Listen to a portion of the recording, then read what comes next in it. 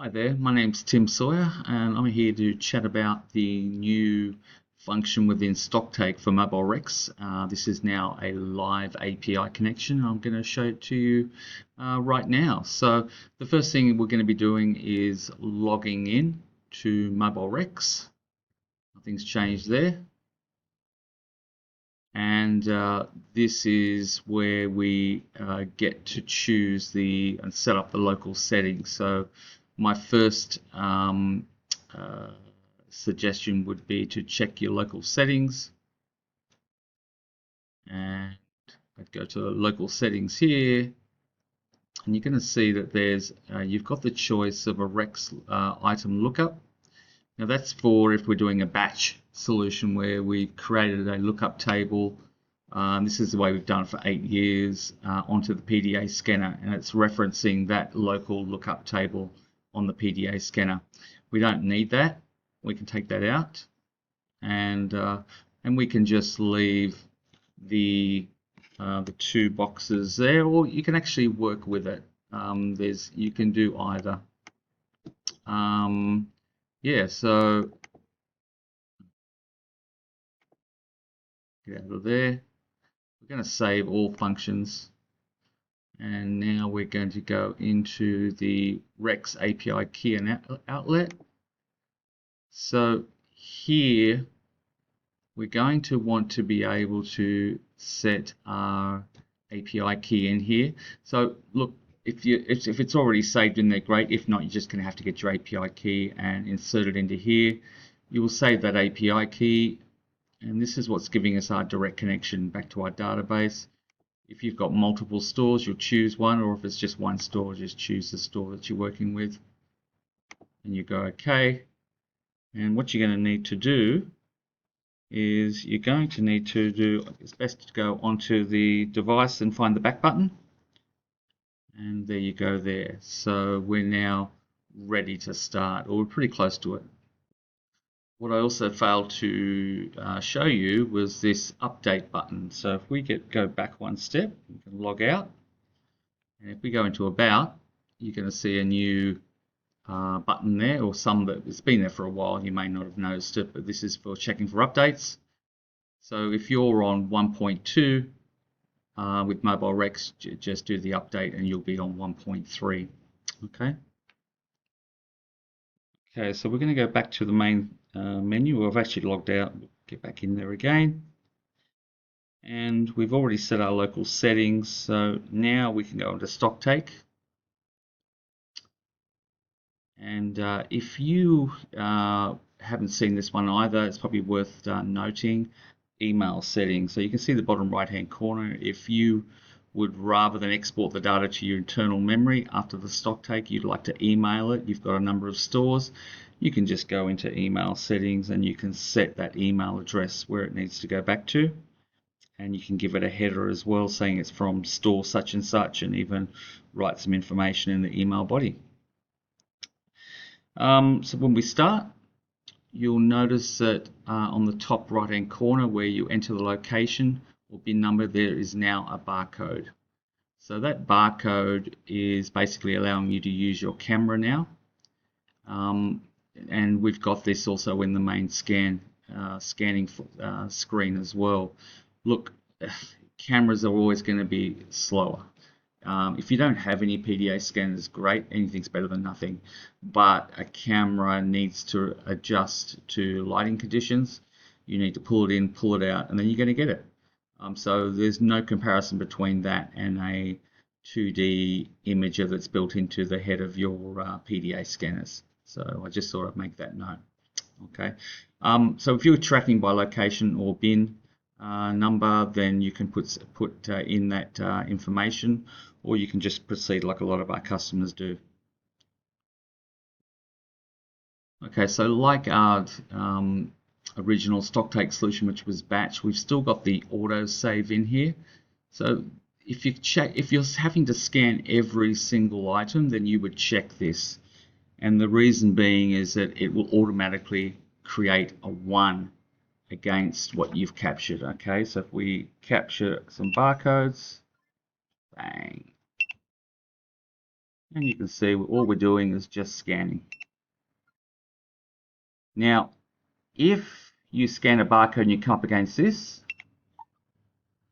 what it's found is duplicate barcodes that are across other items. So you get to choose which product is referring to what you've just scanned. So you'll see the product ID number.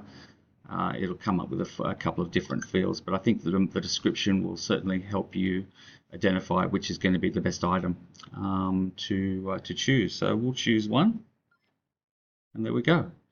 So if it doesn't come up, no problems, but if it does, at least you've got a backup there now.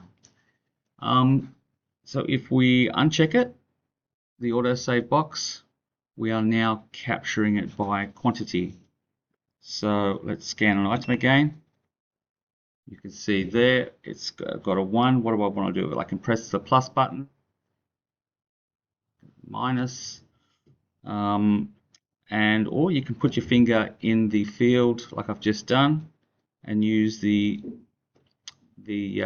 actual keyboard, the virtual keyboard, and I'll put 20 in there. And you can select enter on the virtual keyboard, and there you go. You're now capturing by quantity. Okay, you can see that in the past the old Stocktake version had 5 counts that you could last 5 counts that you can actually view. You can now pull it down the screen down and you see your last 10 counts. Okay.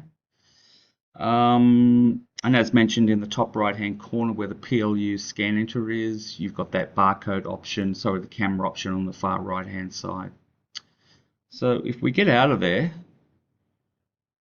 back button twice, we can actually view the counts, and this is where it gets interesting. So we've now got some data up on the top of the screen there that we never used to have, like total by location, grand total. We can even select an item on the screen and you can see that 2 were counted and there's 2 in that location.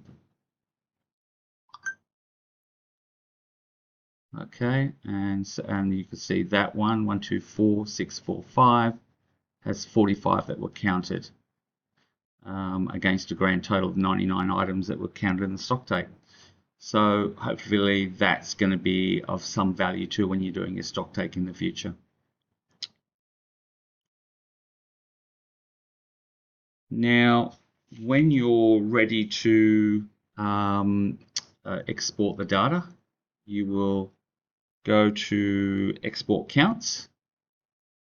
You're going to get 2 choices. One is to send via email. So if you've already set that up in the settings, the email settings, you select that, and now your your REX counts file, which is the data collected during the Stocktake, will be sent via this email.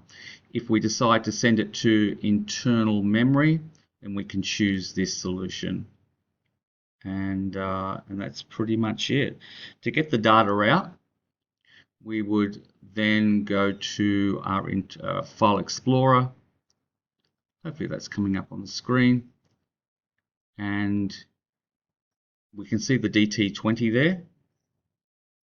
Now I've got it in a little bit more detail how to actually connect your DT20. You can't just plug it in and it becomes a USB peripheral. You'll need to, as I've got in the manual instructions, if you see here, you'll see that I pull the screen down, and at the very bottom you can see Android system USB file transfer. That needs to be selected, and it needs to be file transfer. If you don't have that, you're not going to see the device on your Windows Explorer or File Explorer. And once we've done that, it allows us to see the DT20, but also open up this internal storage. And we go to the download folder, and we go to REX counts file. That file needs to be copied and pasted somewhere that you can easily retrieve, and then that's to be used and uploaded into the wireless Excel scan tool. So I've got more information about that on the manual, the manual instruction document for Stocktake Live. And it's a tool developed by Retail Express, not us, so you do need to go and get support from them for this. But that wireless Excel scan tool allows you to do a variance report. Okay. And I think that's about it. I hope that was of some help. And yeah, and I'll leave it at that. Thank you very much, Tim Sawyer, Track and Trace Solutions, and yeah, please send us an email at sales@trackandtrace.com.au if you have any further questions. Thank you.